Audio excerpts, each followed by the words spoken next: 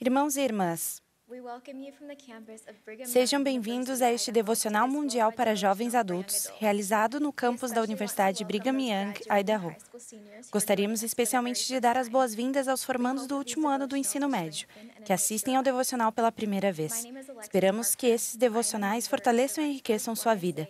Meu nome é Alexis Parker, sou da ala Rexburg 52 e atualmente sou aluna da Universidade Brigham Young, Idaho. Estamos contentes para dar as boas-vindas ao Elder Patrick Kieran, da presidência dos 70. Ele está acompanhado de sua esposa Jennifer. Estamos ansiosos por ouvi-los nesta noite.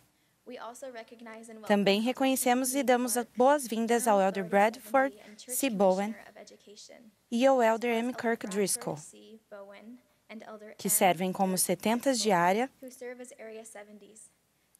e as suas esposas, Dana e Valerie. Também ao púlpito estão o presidente da Universidade Brigham Young, Idaho, presidente Henry J. Eyring, presidente Nelson, da missão Idaho Falls, e o presidente Hancock, da missão Pocatello, bem como o presidente Broadhead, do Templo de Rexburg, e o presidente Archibald, do Templo de Idaho Falls. Também estão conosco vários presidentes de destaque e administradores do sistema educacional da igreja. Eles estão acompanhados de suas esposas e somos gratos por estarem conosco nesta noite. Daremos início ao programa desta noite com o coro e a congregação cantando o hino 27 do Inário, Vinde, ó Filhos do Senhor. Agradecemos a ajuda do irmão Benjamin Sims, que será nosso regente, e da irmã Caitlin Fitzen ao piano.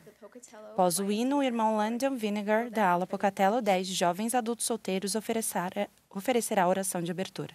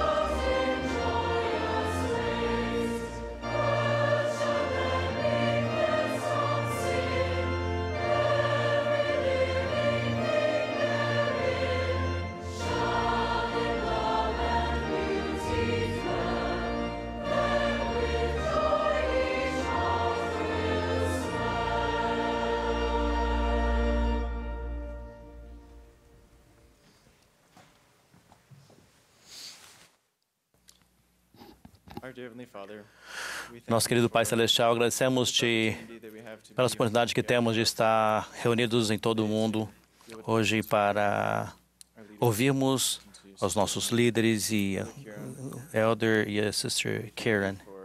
E agradecemos-te por esse dia maravilhoso. E nós nos lembramos do Teu Filho Jesus Cristo. Pedimos que nos abençoe e nos ajude essa noite para que possamos sentir o Teu Espírito. ou qualquer onde é que estejamos, e sentir a sua inspiração e abençoa-nos para que tenhamos capaz de receber a ajuda de que necessitam. Agradecemos-te pela expiação de teu Filho Jesus Cristo e por ter sacrificado por nós. Pedimos-te que nos abençoes para que nós sempre nos lembremos dele e busquemos ser mais semelhantes a ele. E nos abençoe esta noite. E dizemos isso em nome de Jesus Cristo. Amém.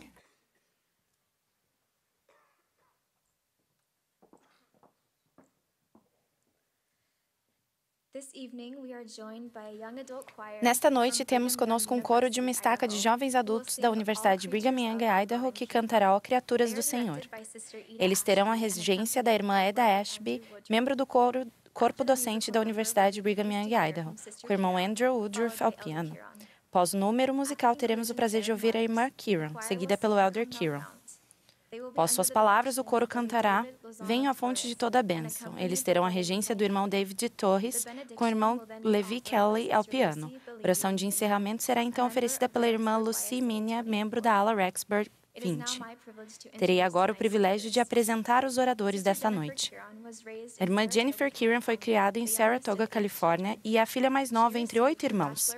Ela recebeu um diploma de bacharel pela Universidade Brigham Young em Ciências Humanas, com ênfase em literatura inglesa. Ela e o Elder Kieran se casaram no Templo de Oakland, Califórnia, e eles têm 4 filhos. A família Kieran já viveu em Londres, no oeste da Inglaterra, em Frankfurt, Alemanha, e agora vive em Salt Lake City, Utah. A irmã Kieran serviu em vários chamados da Sociedade de Socorro, nas moças e na primária. E também foi professora do seminário. A irmã Kieran gosta de ler e de esquiar, gosta de esqui aquático, de fazer a história da família, ir a museus de arte e tocar piano e flauta. O Elder Patrick Kieran foi apoiado como 70 autoridade geral de Igreja de Jesus Cristo dos Santos dos Últimos Dias, no dia 3 de abril de 2010. Na ocasião de seu chamado, ele servia como membro do terceiro quórum dos 70 na área Europa. O Elder Kieran foi chamado para a presidência dos 70 no dia 1º de agosto de 2017. Ele é atualmente responsável pela supervisão das áreas América do Norte e Oeste e América do Norte e Noroeste. Ele também auxilia o presidente Russell M. Nelson com a supervisão da área Europa Leste. O Elder Kieran estudou no Oriente Médio e no Reino Unido. Ele já morou no Reino Unido, na Arábia Saudita e nos Estados Unidos, trabalhando em diversas áreas e indústrias, e já teve seu próprio negócio de consultoria em comunicação. Seu envolvimento cívico e comunitário inclui serviço de administração de instituições de caridade, de uma escola, de uma agência empresarial e de uma faculdade. Depois de filiar-se à igreja na véspera do Natal de 1987, o Elder Kieran serviu em vários chamados da igreja, incluindo secretário adjunto da ala, presidente dos rapazes da ala, conselheiro no bispado, presidente de ramo, presidente de destaque, 70 de área. Elder Kieran nasceu em Carlisle, Cumberland, Inglaterra, no dia 18 de julho de 1961. Casou-se com Jennifer Carol Home em janeiro de 91. O coro agora cantará Ó Criaturas do Senhor.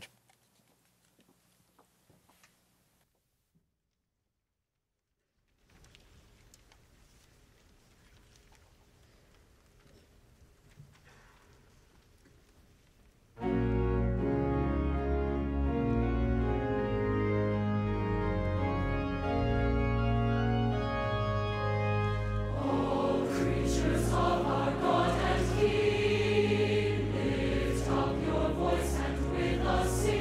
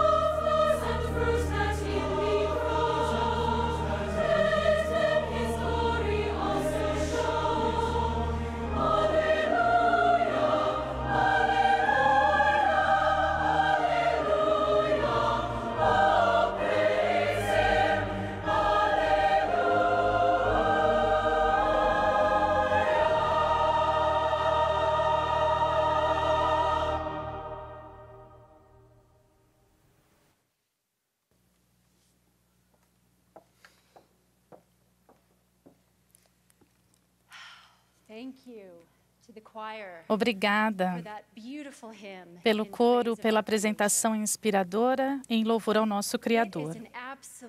É um grande privilégio e prazer estar com vocês nesta noite. Adoramos todas as oportunidades de estar com os jovens adultos da igreja. Nós amamos vocês. É maravilhoso participar ativamente com vocês em um período tão emocionante da contínua restauração do Evangelho de Jesus Cristo. Jovens ou mais velhos, a despeito de nossa idade, todos gostamos de um bom conto de fadas, principalmente se for uma história de amor. Nossa história de amor foi um conto de fadas totalmente lindo e inesperado. Eu cresci na Califórnia e meu marido cresceu na Inglaterra e na Arábia Saudita. Fui criada na igreja desde que nasci e meu marido se converteu à igreja quando tinha pouco mais de 20 anos de idade. Vindos de 2 continentes diferentes, nos encontramos na grande cidade de Londres.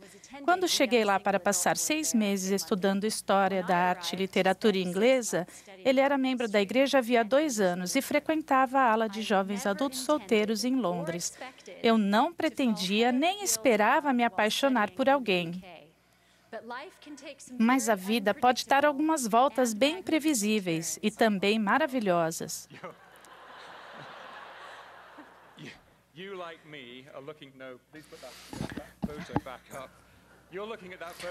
Você está olhando para essa versão aqui, você como eu, está olhando para essa foto, quando nós vemos esse rapaz aí. E o que aconteceu com esse primeiro rapaz? Bem-vindos ao futuro de vocês, é o que vai acontecer com vocês daqui a alguns anos.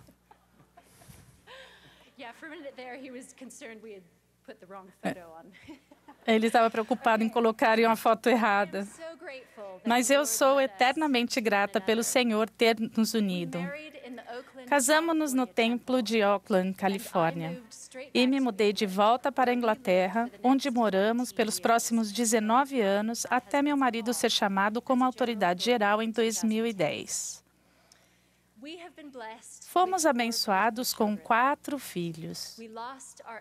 Perdemos o nosso filho mais velho, um menino, em uma cirurgia cardíaca quando ele tinha 19 dias. Nossa firme luta por sua curta vida ensinou-nos sobre milagres, sobre a vontade de Deus e sobre a vontade de Deus e sobre a realidade íntima e pessoal da expiação e da ressurreição de Jesus Cristo. Nosso querido filho, depois dele, tivemos 3 filhas preciosas que adoramos, respeitamos e com quem aprendemos a cada dia. São nossos tesouros. Com fé em comum, elas se mudaram voluntariamente durante toda a sua adolescência, de seu lar na Inglaterra para Utah, para a Alemanha e agora de volta para Utah por causa das designações do pai delas para servir em diversos cargos na igreja. Existem coisas que vocês não gostavam quando eram crianças, mas agora que são adultos, vocês adoram? Eu aposto que vocês não gostavam de dormir durante o dia quando eram crianças. Eu não gostava. Mas agora a chance de poder dormir um pouco mais é um luxo. Eu adoro uma soneca. E brócolis? Ou algum outro alimento que vocês simplesmente não gostavam quando criança? Vocês gostam agora? Não importa como vocês se sentem em relação a sonecas ou brócolis. Há muitas coisas que vocês não gostavam quando eram crianças e que ainda não gostam. Nunca gostamos de cair e ralar os joelhos. Nunca gostamos de fazer testes para fazer parte de um time de esportes e não conseguir entrar. Nunca gostamos de ser intimidados, ridicularizados, de não ser escolhidos ou de ser magoados de propósito. Continuamos não gostando disso. Lembro-me de que na escola primária eu era uma boa aluna na sala de aula, uma boa dançarina, mas um desastre total em esportes. Eu conseguia dar uma pirueta, mas não conseguia fazer nada com uma bola, dar um passe, chutar, arremessar, agarrar ou rebater. Algumas crianças me xingavam e zombavam dos meus braços magros. Eu tinha braços magros, é verdade. Mas ainda assim isso me magoava. Lembro-me claramente de que se tivéssemos de escolher nossas próprias equipes para algum tipo de competição acadêmica, eu era uma das primeiras a ser escolhida por meus colegas. Mas se tivéssemos de escolher equipes para uma competição atlética, eu era sempre a última a ser escolhida. Era horrível. Agora, por que estou compartilhando isso com vocês várias décadas depois? Porque esse tipo de coisa tem um forte impacto em nós. Lembramos de como foi sermos rejeitados, de não sermos escolhidos ou de sermos reprovados por nossos colegas e, talvez, tragicamente, por nossos próprios familiares. E isso não muda somente porque crescemos e nos tornamos adultos. Talvez tenham se sentido assim ontem mesmo. Colegas, pais, irmãos, cônjuges, professores, colegas de trabalho, amigos, todos eles podem dizer ou fazer coisas que nos ferem profundamente. Muitas vezes não é intencional, mas às vezes pode ser proposital. E ocasionalmente revidamos. Aprender a encontrar, sentir e compreender nosso valor espiritual, independentemente do que outras pessoas possam pensar ou dizer sobre nós ao longo da vida, é fundamental para nosso bem-estar emocional e espiritual. Quando permitimos que as palavras, as ações ou as opiniões de outras pessoas determinem como nos sentimos em relação a nós mesmos, tornamos-nos vítimas frágeis e nunca sabemos quando a aprovação de alguém a respeito de nós vai se transformar em desdém. Da mesma forma, se medirmos nosso valor exclusivamente por nossas conquistas, nosso desempenho ou os nossos dons mais visíveis, estaremos determinando o nosso fracasso ou nossa frustração se não alcançarmos nossas expectativas. Algumas pessoas precisam ouvir e serem relembrados frequentemente sobre seu valor infinito, que não tem ligação nenhuma com suas realizações, mas está intrinsecamente ligado ao seu relacionamento com Deus. O que significa infinito? Significa ilimitado, imensurável, sem fim. Seu valor é ilimitado, imensurável e sem fim. Para quem? Para a pessoa que metaforicamente lhes insulta no parquinho? Não. Seu valor é ilimitado, imensurável e sem fim para seu Pai Celestial, aquele que lhes conhece melhor do que ninguém, a despeito do que alguém diga ou pensa sobre vocês. Que reflitam sobre a beleza e a serenidade dessa verdade por um momento. Vocês são preciosos aos olhos dele. Quando alguém lhes magoar ou quando fracassarem de alguma forma, voltem-se para onde nunca são rejeitados ou ridicularizados. Seu Pai Celestial os ama a despeito de quem sejam, não importa o que estejam enfrentando. Ele os ama do jeito que são. Vocês são bons o suficiente. Neste momento, nesta noite, mesmo em meio ao caos, vocês são adequados agora, neste momento. Mas Ele também os ama o suficiente para não permitir que continuem da maneira que estão agora, neste momento. Ele tem planos muito maiores para vocês. Vocês são herdeiros e co-herdeiros de Cristo. Então, precisam continuar a aprender e a guardar os mandamentos, a errar, crescer, lutar e mudar até alcançarem seu potencial divino, refinados e purificados, e em algum dia eterno, aperfeiçoados por meio da graça de Cristo.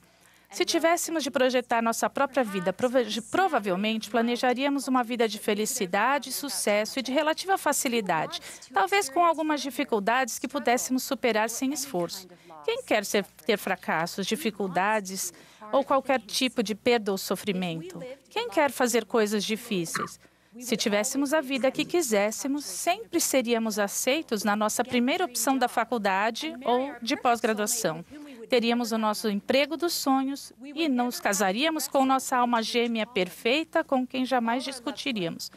Nunca teríamos dificuldades com um chamado na igreja. Todos os nossos entes queridos permaneceriam totalmente convertidos ao Evangelho de Jesus Cristo e qualquer pessoa com quem compartilharmos nossa fé seria batizada em uma semana. As mães não teriam câncer. Os pais jamais partiriam. E nossos irmãos nunca morreriam jovens em trágicos acidentes. Nunca perderíamos bebês em cirurgias cardíacas. E nunca teríamos de esperar pelo tempo do Senhor. Vocês já entenderam. Mas também não iríamos desenvolver nenhum nível significativo de paciência, compaixão, humildade, longanimidade, benignidade, persistência, disciplina, abnegação, ou fé, esperança e caridade. Retornaríamos ao nosso Pai Celestial praticamente do mesmo jeito que éramos quando saímos de sua presença, porque não teríamos passado por nada que tivesse exigido mudança, crescimento ou total e absoluta dependência de Deus. Mas não estamos vivendo nossa própria vida de facilidades. Estamos vivendo a vida que Deus planejou para termos total alegria e progresso.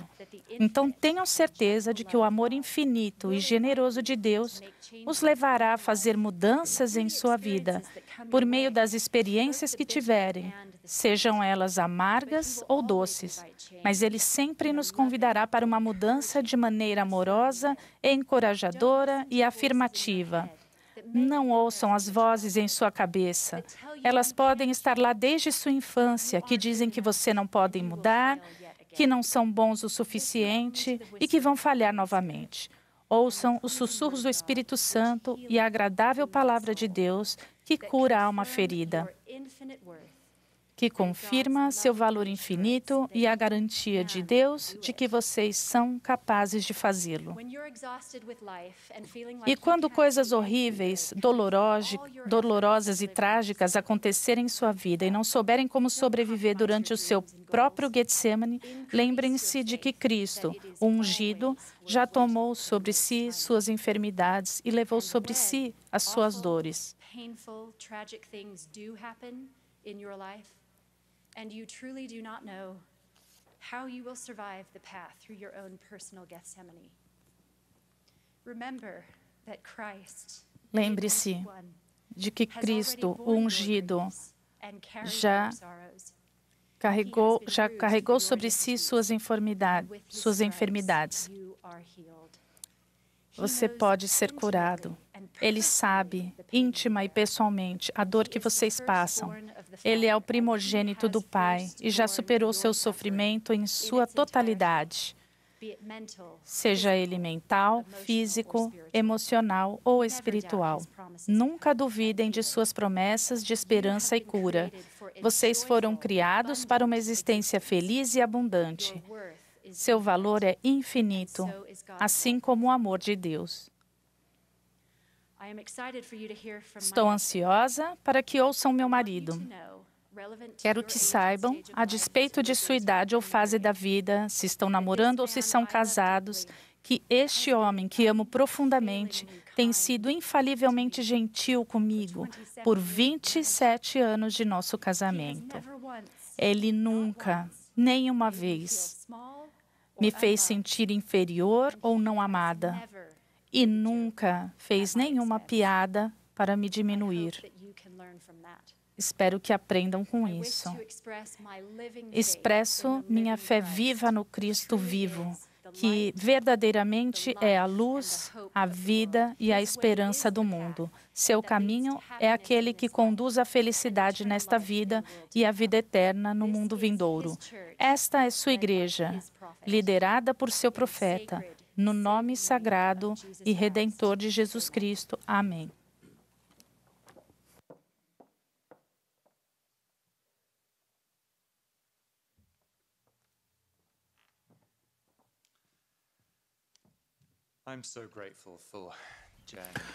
Eu sou muito grato pela Jen.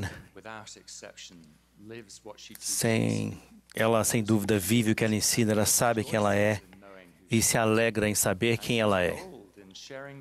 E ela é corajosa em compartilhar isso conosco, onde quer que ela esteja. Eu sou muito grato por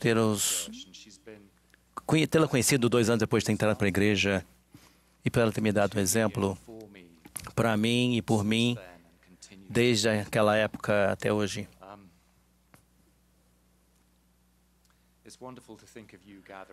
É maravilhoso pensar em vocês reunidos em todo o mundo.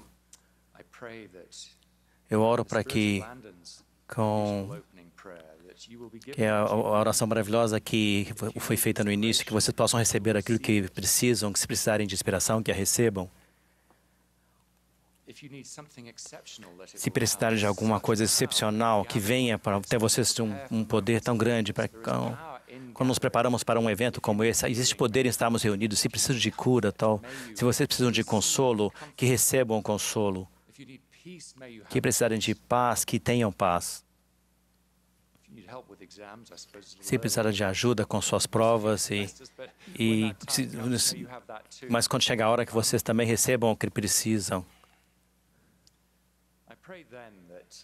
Eu oro para que, ao serem inspirados a receberem a mensagem, que vocês tenham então a força, a convicção para agir de acordo com o que receberem e não apenas voltarem aos seus hábitos normais, que precisarem de um momento, para mudar, para recolher suas forças e ter fé, que isso seja o dom que vocês receberão. Quando eu tinha 15 ou 16 anos, eu era totalmente egocêntrico e tinha muitos dos sentimentos instáveis, incertos e vulneráveis que podem fazer parte da adolescência. Alguns desses sentimentos demoraram a sumir, mas eles foram mais pungentes naqueles anos da adolescência e eu me sentia perdido, constrangido e pouco à vontade.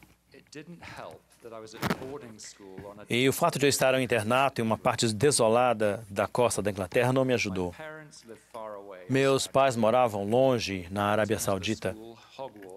A escola Hogwarts com Snape teria sido bem acolhedora.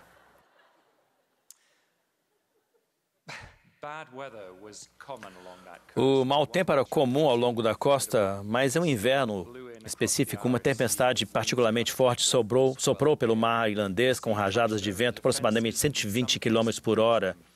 E o mar batia nas defesas marítimas e muitas vezes as ultrapassava. Cerca de 5 mil lares foram inundados nas regiões vizinhas e as pessoas ficaram isoladas sem eletricidade ou qualquer outro meio de aquecimento e iluminação em suas casas e quase sem comida.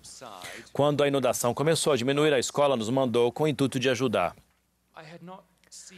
Eu nunca tinha visto um desastre natural daquele jeito antes e fiquei espantado ao vivenciar aquilo de perto. Água e lama estavam por toda parte.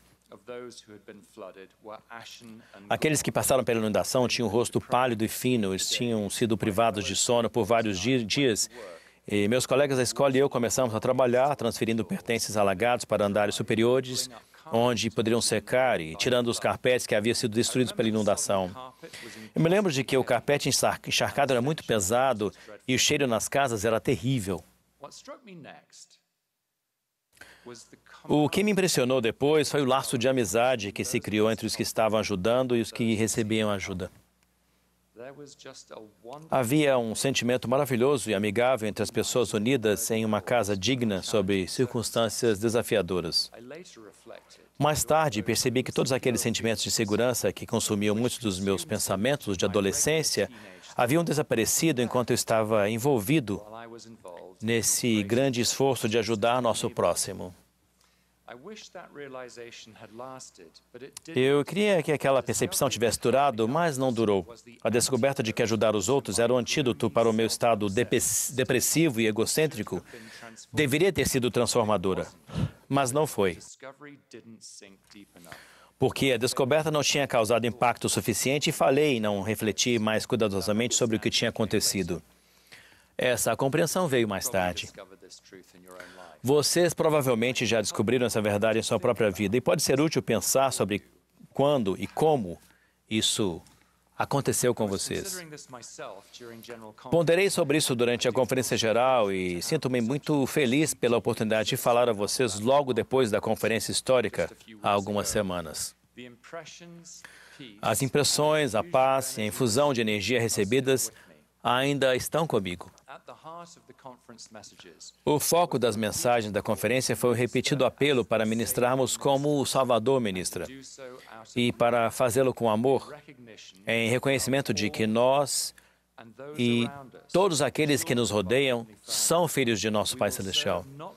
Serviremos não porque nosso serviço está sendo contado ou medido, mas porque amamos nosso Pai Celestial e estamos motivados por um objetivo maior e mais nobre, que é ajudar nossos amigos a encontrar e permanecer no caminho que leva a Ele.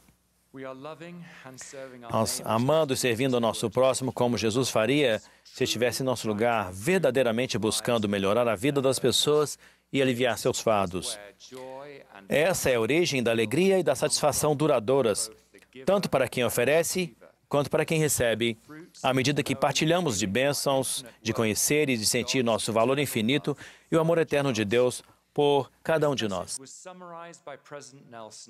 Essa mensagem foi resumida pelo presidente Nelson desta maneira. A principal característica da Igreja verdadeira e viva do Senhor sempre será o esforço organizado e orientado de ministrar individualmente aos filhos de Deus e à família deles. Como esta igreja é dele, nós, como seus servos, ministraremos individualmente tal como ele fez. Ministraremos em seu nome, com seu poder e sua autoridade e com sua eterna bondade.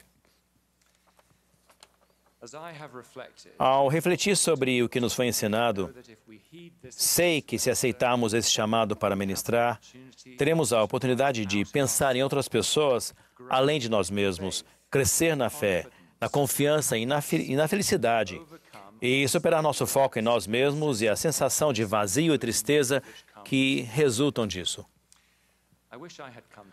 Gostaria de ter compreendido isso muito antes da minha vida, mas eu me sinto grato por ter aprendido isso gradualmente ao longo dos anos e por sermos constantemente lembrados dessa grande verdade.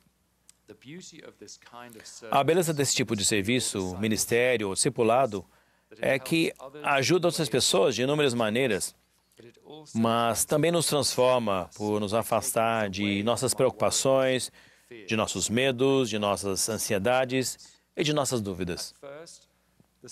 No começo, o serviço simplesmente nos distrai de nossos problemas, mas rapidamente se converte em algo muito maior e mais bonito.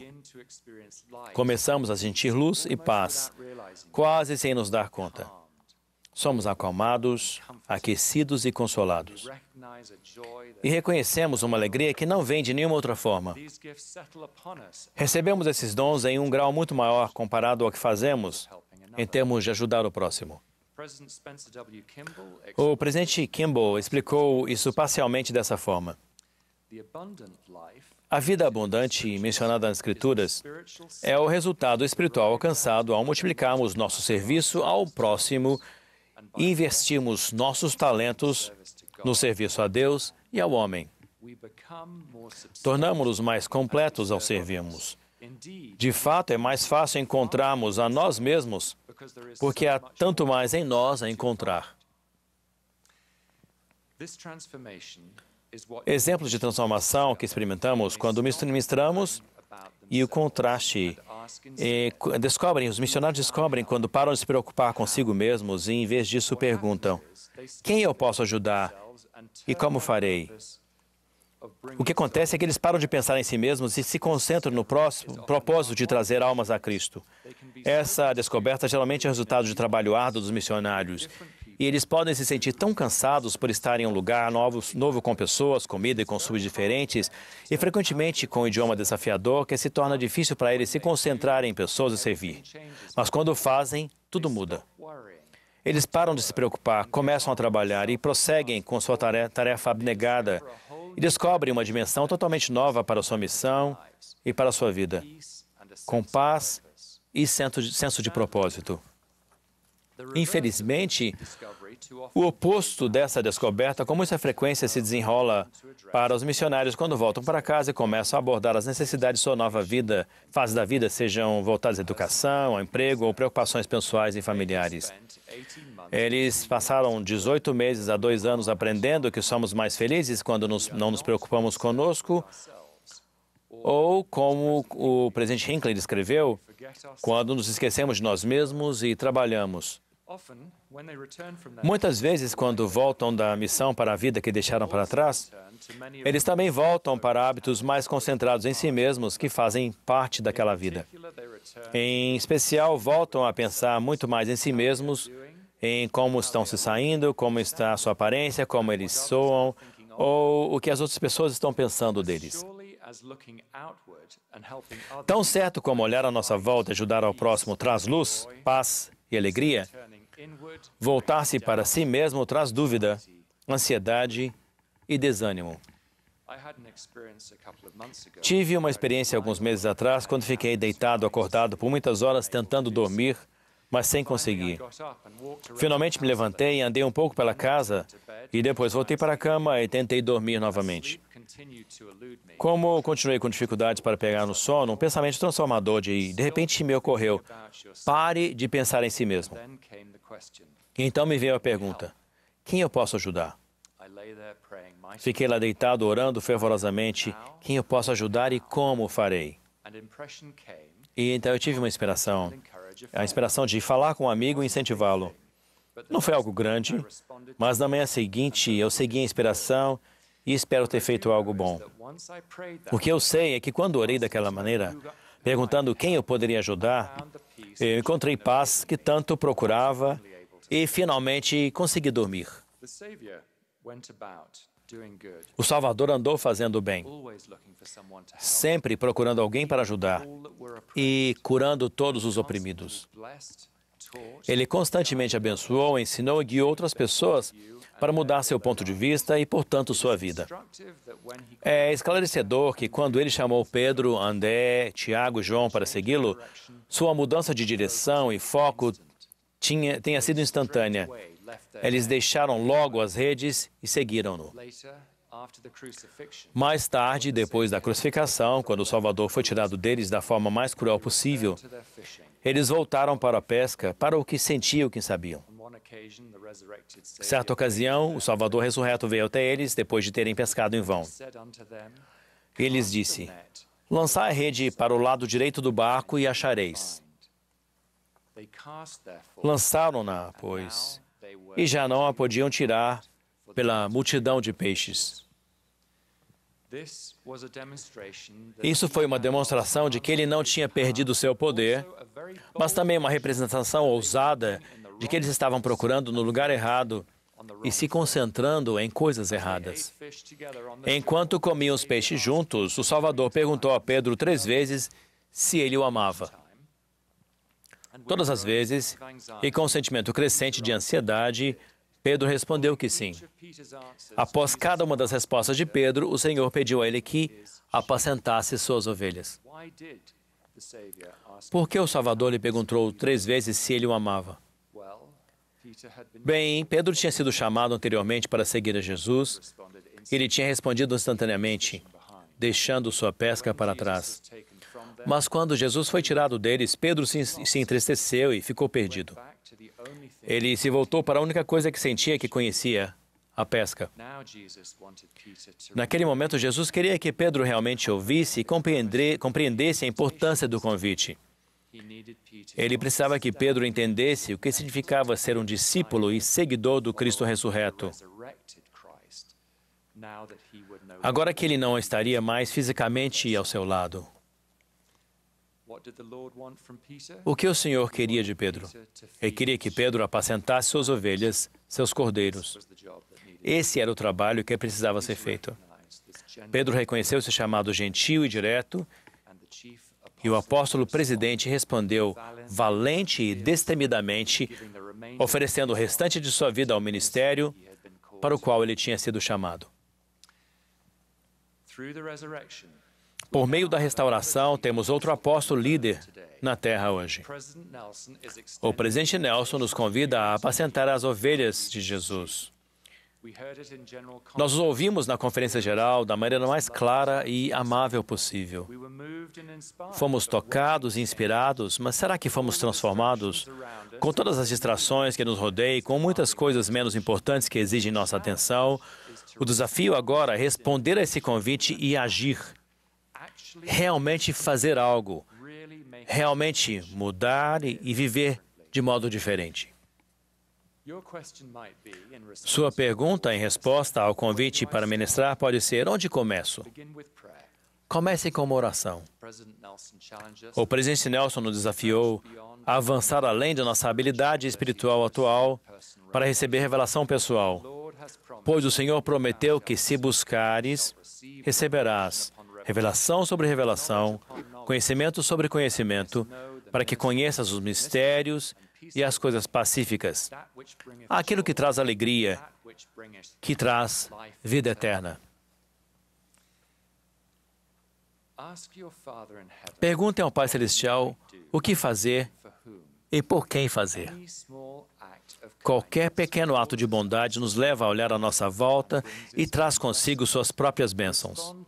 Responda a qualquer impressão que vocês receberem, por mais insignificante que pareça ser. Ajam de acordo com ela. Pode ser uma mensagem de texto amigável para alguém que não esteja esperando por isso, talvez qualquer outro tipo de mensagem. Talvez uma flor, alguns biscoitos ou uma palavra generosa. Talvez seja algo pequeno, como limpar um jardim ou quintal, lavar roupas para alguém que não consiga se movimentar como costumava, lavar um carro, cortar a grama, limpar a neve ou simplesmente ouvir um amigo falar sobre os desafios que está enfrentando. Como disse a irmã Bingham, às vezes pensamos que teremos de fazer algo grandioso e heróico que conte como serviço prestado ao próximo. Contudo, atos simples de serviço podem ter um impacto profundo nos outros, assim como em nós mesmos. Vocês podem se sentir relutantes em dar o primeiro passo, convencidos de que não tem tempo ou de que vocês não podem fazer alguma diferença, mas vocês vão se surpreender com o que algo pequeno pode fazer. Se perceberem que estão preocupados com um amigo que está se afastando da igreja e perdendo sua fé e esperança, convidem-no para se juntar a vocês em algum ato de serviço ou ministério. Não há melhor maneira de abrandar o coração para as coisas de Deus e redescobrir o seu amor em nossa vida do que envolver-se em serviço significativo para alguém em necessidade. Devemos constantemente nos lembrar por que servimos e ministramos. Somos filhos de nosso Pai Celestial. Estamos na Terra para aprender e crescer por meio de uma variedade de experiências para que estejamos mais completos quando retornarmos a Ele. A aprender a olhar à nossa volta, em vez de olhar para nós mesmos e servir uns aos outros, é uma parte muito importante de nosso propósito aqui. Na verdade, é algo fundamental. O milagre de olhar à nossa volta e ministrar a alguém em necessidade é que, no processo, aprendemos que podemos nos esquecer de nós mesmos e de nossos próprios problemas. O presidente Nelson está estabelecendo um padrão mais elevado e mais santo de serviço para vocês e para mim. Quando aceitarmos esse convite, descobriremos como é gratificante, libertador e conciliador para nós e como podemos ser agentes de uma mudança e de consolo na vida de outras pessoas. Quando recebemos a investidura no templo e servimos uma missão, ficamos tentados a dizer: bem, já fiz minha parte, fui uma máquina de serviço de tempo integral por 18 meses ou 2 anos. É a vez de outra pessoa agora. O mesmo pode ser dito depois que nos casamos. Podemos pensar: bem, eu consegui. Agora é hora de dar um tempo. Mas esse tipo de ministério não para. É um modo de vida. Podemos dar uma pausa em nossas atividades regulares e tirar férias para descansar e revigorar, para afrouxar o arco, como dizia Joseph Smith. Mas nossa responsabilidade no convênio é de amar uns aos outros como Ele nos amou e apacentar suas ovelhas. Não entra em recesso. Já fui beneficiário desse tipo de ministério e descobri a paz e a alegria que advém de ser um instrumento nas mãos de Deus em benefício de outra pessoa. Jen descreveu a luta que tivemos pela vida de nosso filho recém-nascido. Depois de sua perda, nos perguntamos se algum dia nos recuperaríamos. Naquela época, recebemos uma extraordinária manifestação de amor, de bondade, de ajuda de familiares e amigos, bem como de pessoas que mal conhecíamos. Um casal especial, nossos amigos queridos, foram ministros constantes durante o período todo. Eles ficaram ao nosso lado, orando conosco e por nós, e nos oferecendo bênçãos, refeições, palavras de consolo, bem como silêncio. De alguma forma, eles sempre apareciam quando recebíamos alguma informação crítica ou quando nos sentíamos sobrecarregados, com exaustão e depois pesar. Eles têm demonstrado ao longo dos anos que esse é o modo de vida deles. Eles ministram calma e consistentemente. Ao servir na área Europa da igreja nos últimos anos, enquanto morava na Alemanha, testemunhei esse princípio por ser aplicado com efeito surpreendente. Quando membros da igreja e nossos amigos de outras religiões se juntaram para ajudar os incontáveis milhares de refugiados que tinham perdido tudo ao fugir dos combates e da devastação da guerra que ainda continua no Oriente Médio. Muitas vezes caminharam milhares de quilômetros carregando apenas pequenos sacos com seus pertences. Vendo uma necessidade, vendo irmãs e irmãs, vendo seus cordeiros, nosso povo se juntou para ajudar, vestir, alimentar, abrigar e consolar esses refugiados que haviam perdido tudo. Ao fazerem isso, aqueles que ajudaram foram transformados.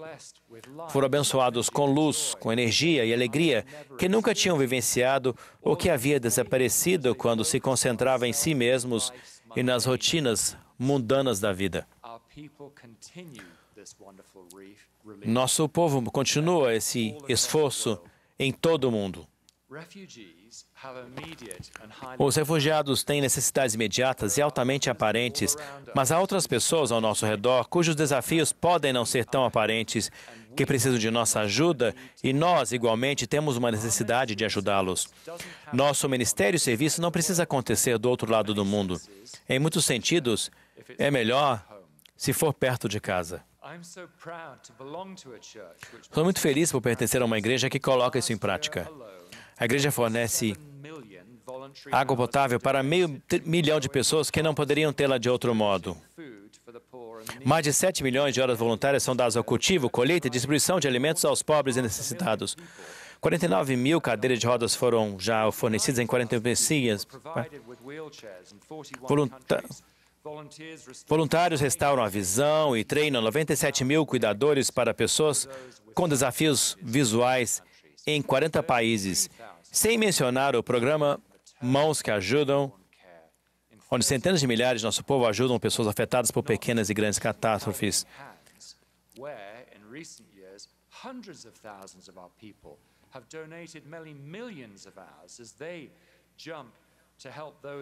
E eles estão sempre prontos para ajudar aqueles que foram afetados por grandes e pequenos desastres, bem como melhorar suas vizinhanças e sua comunidade.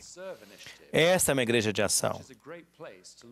E é um ótimo lugar para buscar serviço, se você tem por próximo de você em 300 mil voluntários que contribuíram de milhares de horas a ajudar em suas comunidades locais.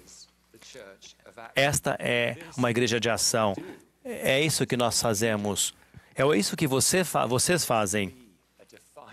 Deixem que isso seja uma característica que defina quem você é.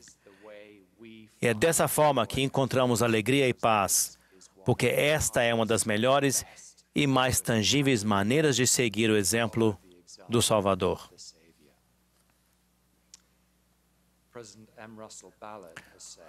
O presidente M. Russell Ballard disse: grandes coisas são realizadas por meio de simples e pequenas coisas. Como os pequenos filhetes de ouro que acumulam com o tempo para formar um grande tesouro, nossos pequenos e simples atos de bondade e serviço vão se acumular em uma vida cheia de amor pelo Pai Celestial, de devoção ao trabalho do Senhor Jesus Cristo e de um sentimento de paz e alegria sempre que estendemos a mão uns para os outros.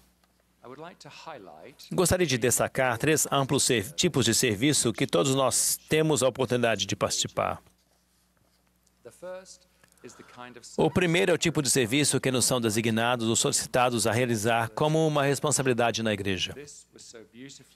Isso foi abordado de uma maneira bela e inspiradora na Conferência Geral. Nós nos esforçamos para o tipo de ministério que é estimado, não medido, onde pensamos sobre aqueles pelos quais somos responsáveis, oramos por eles e os ajudamos. O segundo é o tipo de serviço que decidimos fazer por nossa própria vontade. É uma expansão do primeiro, que fará parte de nossas ações e interações diárias ao nos procurarmos mais conscientemente nos esquecer de nós mesmos e nos preocuparmos com outras pessoas. Não há nenhuma designação formal, mas somos motivados pelo mesmo exemplo cristão, começando por ser gentis e prestativos com os que nos rodeiam. Atos de bondade e generosidade silenciosa levam à mudança de coração e a relacionamentos mais dedicados e mais significativos. O terceiro é o serviço público. Mesmo com sua idade, vocês podem servir em escolas, instituições de caridade e governos locais, regionais e nacionais. Gostaria de incentivar homens e mulheres a, semelhantemente, participarem dessa forma. Onde for adequado, envolvam-se em política com foco no serviço e na edificação de pessoas e comunidades. Evitem as divisões políticas que se tornaram tão polarizadas, forçadas e destrutivas em comunidades, países e continentes. Junte-se a outros políticos que encontraram uma causa comum para trazer cura às vidas conturbadas em sua própria jurisdição e além dela. Vocês podem ser uma voz de equilíbrio e razão, defendendo a justiça em todas as áreas da sociedade. Há uma crescente necessidade de que vocês contribuam com sua energia nesse tipo de envolvimento cívico íntegro. Quando lemos as notícias, talvez sintamos que o mundo está piorando. Se cada um de nós agir de formas grandes e pequenas todos os dias, podemos mudar nosso próprio mundo e das pessoas que nos rodeiam. Ao servirem seu próximo e ao servirem com o próximo em sua comunidade, vocês farão amigos que compartilham o seu desejo de ajudar. Essas amizades se fortalecerão, construindo pontes entre culturas e crenças. Antoine de Saint-Exupéry disse: "A vida nos ensinou que o amor não consiste em olhar um para o outro, mas sim olhar juntos na mesma direção. Não há companheirismo exceto através da união em um mesmo grande esforço. Mesmo em nossa época de bem-estar material, deve ser assim. Senão, como explicaríamos a felicidade que sentimos ao compartilhar nosso último pedaço de alimento com outros no deserto? Se cada um de vocês aceitar o convite para ministrar como Jesus ministrou, vocês serão transformados, tornando-se cada vez mais abnegados, ao invés de egoístas. Descobrirão a alegria que advém de ministrar à maneira do Salvador, deixando para trás suas ansiedades e incertezas e a tristeza que advém de suas aparentes inadequações. Talvez à medida que ouvirem essas palavras, um nome ou uma causa lhes vieram à mente. Isso é provavelmente um convite do Espírito e talvez um convite para que recebam anteriormente, para estender a mão, cuidar e levar. Escolham aceitar esse convite e orem hoje para saber o que podem fazer agora. Então, continuem a fazê-lo todas as manhãs. Quando virem e sentirem as bênçãos que isso proporciona a vocês e àqueles a quem ministram, vão querer fazer disso um padrão diário. Nosso maior e melhor esforço é compartilhar a luz, a esperança, a alegria e o propósito do Evangelho de Jesus Cristo com todos os filhos de Deus e ajudá-los a encontrar o caminho para casa. Ajudar, servir e ministrar a eles são as manifestações do Evangelho em ação. Ao fazermos disso um modo de vida, descobriremos que é excepcionalmente gratificante e o único modo de encontrar a paz e a alegria que podem ter se afastado de nós. Gostaria de repetir o encargo dado pelo presidente Nelson a cada um de nós. A principal característica da igreja verdadeira e viva do Senhor sempre será o esforço organizado e orientado de ministrar individualmente aos filhos de Deus e à família deles. Como esta é a igreja dele, nós, como seus servos, ministraremos individualmente, tal como ele fez. Ministraremos em seu nome, com seu poder e sua autoridade, e com sua terna bondade. Foi assim que o Salvador viveu. E foi por isso que ele viveu. Para prover o bálsamo perfeito e a cura definitiva, por meio de sua dádiva grandiosa, infinita e expiatória para vocês e para mim. Que sigamos o Cristo vivo de forma mais voluntária e eficaz, à medida que nos esforçarmos para nos tornar seus verdadeiros discípulos, ministrando como ele faria. Em nome de Jesus Cristo. Amém.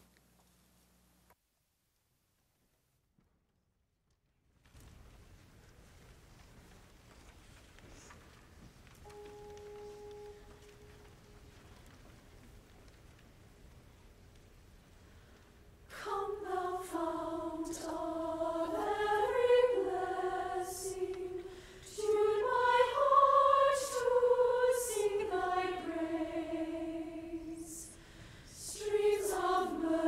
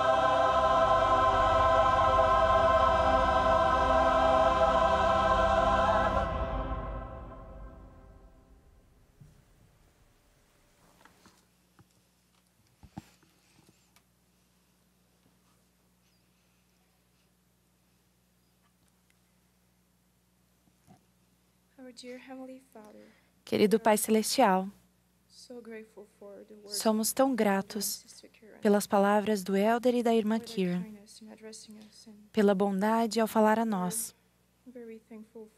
Somos tão gratos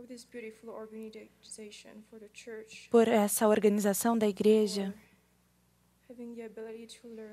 por ter a habilidade de aprender e servir uns aos outros. Pedimos-te, Pai Celestial, que nos ajude